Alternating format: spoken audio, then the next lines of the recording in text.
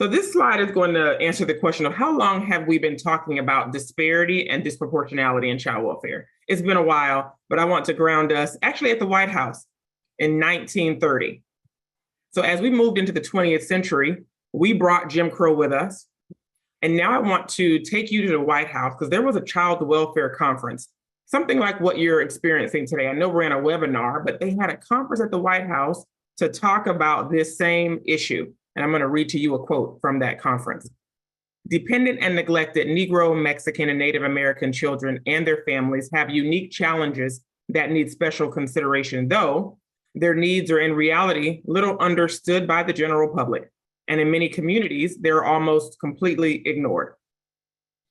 So although in that realm, in that time in our country in 1930, this probably made a lot of sense because again, we were still shackled by Jim Crow and still shaking off inequity, right, from years of separation and segregation.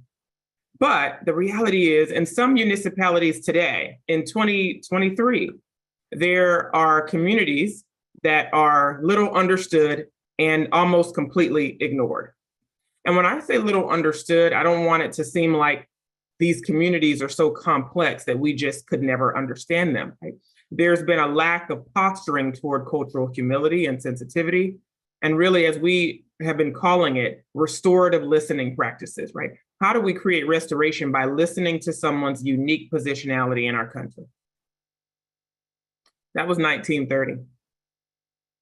At that quote in the White House, they talked about families need special considerations. And sometimes when I do these trainings, people don't like the sound of that. They say, what do you mean about special treatment? We don't like that.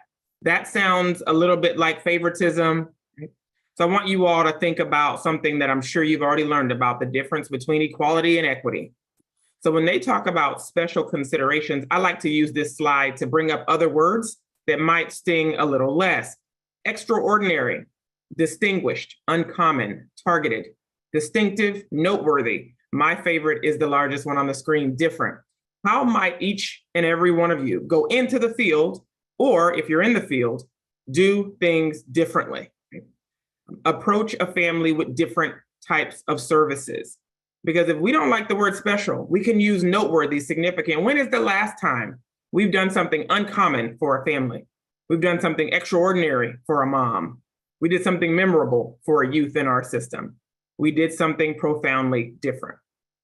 And you're going to hear that word a lot as I go through this, webinar today, different. How might we do things not just better, but different?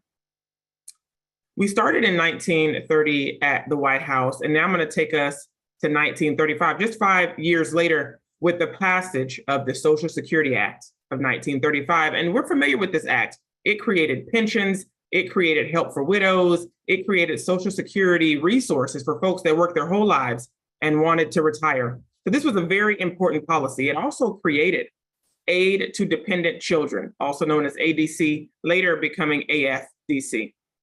But the important part about this part of the policy is that it was supposed to help families that were in need, help moms that didn't have enough resources, right? But there were some morality and suitability requirements in order for folks to get AFDC and ADC. You had to be in a certain moral sphere, you had to live a certain suitable life, right? As social scientists started to track the accessibility of AFDC and ADC resources, it started to become disturbingly clear that if you were an African-American woman, unwed with children, you were often either denied services through ADC or given services for a very limited amount of time. This went on for many years. Let's skip ahead to 1960. 25 years later, there was an incident in Louisiana. If you were to Google the Louisiana incident, child welfare, if you were to Google this, it would talk about an incident that really disturbed quite a few people. There were 23,000 families in 1960 in Louisiana that were arbitrarily dismissed from getting ADC. Families that were depending on this resource, helping their families survive during this time, all of a sudden lost their resources, all of a sudden lost this monetary resource that their family was depending on. And Arthur Fleming, he was the secretary during this time of the Department of Health and Human Services. he was shocked and appalled like the rest of his staff. So he, well-intentioned, decided to create the Fleming rule. And again, I want you to pay attention to that term, well-intentioned, because I believe he thought he was doing the very best he can. So he created the Fleming rule, and the Fleming rule had two components, because Arthur Fleming said you can't just simply take away someone's monetary resources because they're not living a moral life, because that was the reasoning of completely pulling the rug from under 23,000 families. And he said, you just can't do that. That wasn't the first time it had happened either. It also happened the year prior, in 1959, in my home state of Florida, where 14,000 families, because they weren't moral enough, lost their ADC benefits. And over 90% of those families were African American. So Arthur Fleming said, I want you to do two things now from this point going forward. The first rule is, if a family is unsuitable, provide services. And that was the terminology they used. If this family isn't suitable, if it's not moral, then before you take away their services, provide help. That's fair enough, right? But the second rule is, if the family continues to be unsuitable, if you've tried to help this family, remove the child and place them elsewhere. We call that placing in the state custody, foster care, perhaps group homes, maybe even kinship care. So these folks were saying, try to help this unsuitable family. If that doesn't work, take the child out of the home. This well-intentioned rule created the cornerstone of family separation. When people start to ask themselves today, how did we become a system that needed to separate a family in order to help them?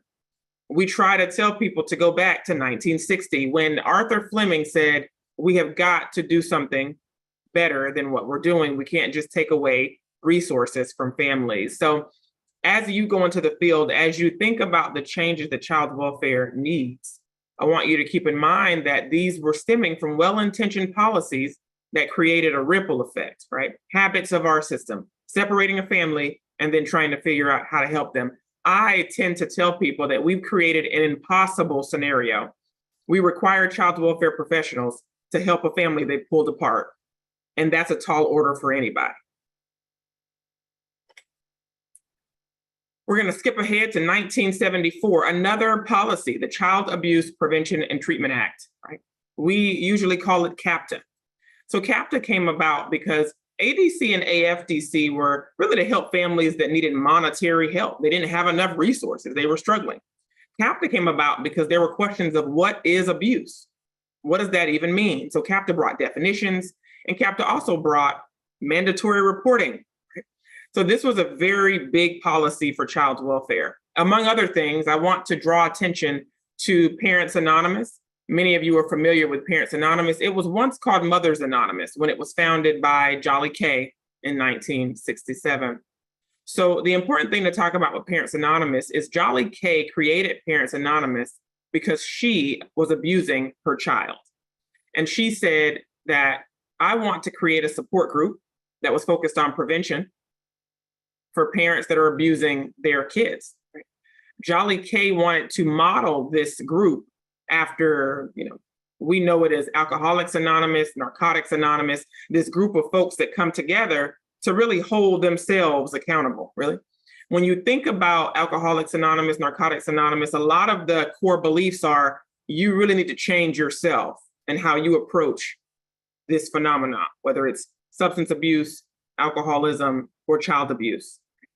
Now, a lot of scientists have, debunked the thought that alcoholism and substance abuse is an innately personalized, sort of thing. It's a medical model focused on disease. This is a disease.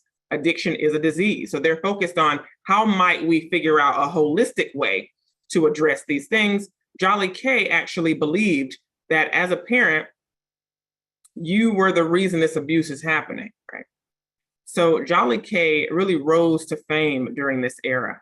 And in 1974, Parents Anonymous was written into CAPTA, which is why it's important to think about how CAPTA really propelled Parents Anonymous forward to over 1,000 chapters.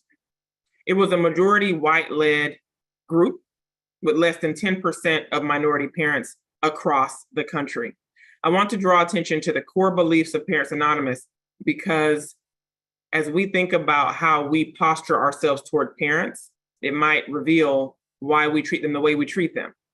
So the core beliefs of Parents Anonymous was the problem is the abuser. If you're abusing your child, it is something that you are the sole reason for. She did not believe that child abuse was at all connected to poverty. She felt that there was an omnipresence of abuse and all abuse was equal, from emotional abuse to mental injury to physical abuse. She believed that with the right amount of psychological growth, personal development, self-fulfillment, you could stop abusing your child. The root cause of all child abuse, to Jolly K, was your childhood. Again, she didn't believe there was any connection to social, environmental, or external factors. She actively refuted, publicly lauded that poverty, social, and racial disadvantage had nothing to do with child maltreatment, child abuse, child neglect. So Jolly K, as you can see, really felt that this idea of what external things were happening, what systemic things were happening, to her, it just wasn't the case. She testified in front of Congress. She led meetings at the White House. She was on the cover of Time magazine. There were not many people that were against Jolly K during this time. There was a very influential senator that backed her, got her written into CAPTA, funded her across this country to talk about parents in this way. Now, it has been largely, as many of you know, it's been largely debunked, thanks to science and linking a lot of neglect, a lot of substance misuse, a lot of mental health inaccessibility. You know, science has linked a lot of child maltreatment to external factors. But what is interesting about Parents Anonymous is when you think about case planning right now in child welfare, when you think about what parents go through when they enter this system, it really seems like we pathologize parents, and so did Jolly K. So it's important to think about historically what has infiltrated these policies that govern us, right? And how much of it is reminiscent in our work today. Jolly K and Parents Anonymous.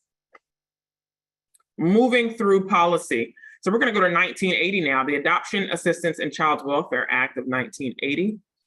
This created, as many of you might be aware, of Title 4E entitlements, right? The idea that we want to prevent child abuse was in this policy. But if you know anything about Title 4E, you draw down Title 4E dollars once a child is in the system. So again, although it talked about prevention, it did not fund prevention. Let's go to 1996, Personal Responsibility and Work Opportunity Act. This created TANF, Temporary Assistance for Needy Families. So we talked about ADC, and ADC got a lot of negativity. They felt like, oh, you're just giving people money and having them live off the system. So TANF really came to change our approach to helping families. So as you know, with TANF, you have to get a job within a certain time frame. And then once you get your job, you can't get those certain benefits. A lot of folks don't also realize that with TANF, if you have TANF benefits with your first child, you're not exactly eligible when you have another baby. So I think people thought TANF came to really rectify the issues with ADC, but it came with this strong arm of, we're going to help you if you get a job. Now, is anything wrong with working? Not inherently, but I also think it's important that we think about low wages, the inequity within jobs, right? The fact that a lot of mothers, perhaps even fathers, had to decide to get a low-paying job or to try to live off TANF in order to operate their homes. These decisions aren't easily discussed or aren't easily illuminated when they pass down policies like this. Someone asked the question of, isn't that interesting, the Personal Responsibility Act, right? That terminology in and of itself is really reminiscent of this idea of this is your personal responsibility. And that also connects to Parents Anonymous, because that is exactly what Jolly K believed. Let's scoot over to 1997, ASFA, the Adoption and Safe Families Act. Well-intentioned people created ASFA because kids were what? Languishing in care. And I don't think anyone on this webinar, certainly not me, want children to languish in the child welfare system from young ages all the way to aging out. And that's what was happening. So people sat in the halls of Congress and said, we need a policy that creates timeframes. And we're going to talk about what those timeframes, what the implications are for certain timeframes, and what does it trigger, often termination of parental rights. So again, I wanted to take us through, and this is not an exhaustive list of policies, but the highlights of how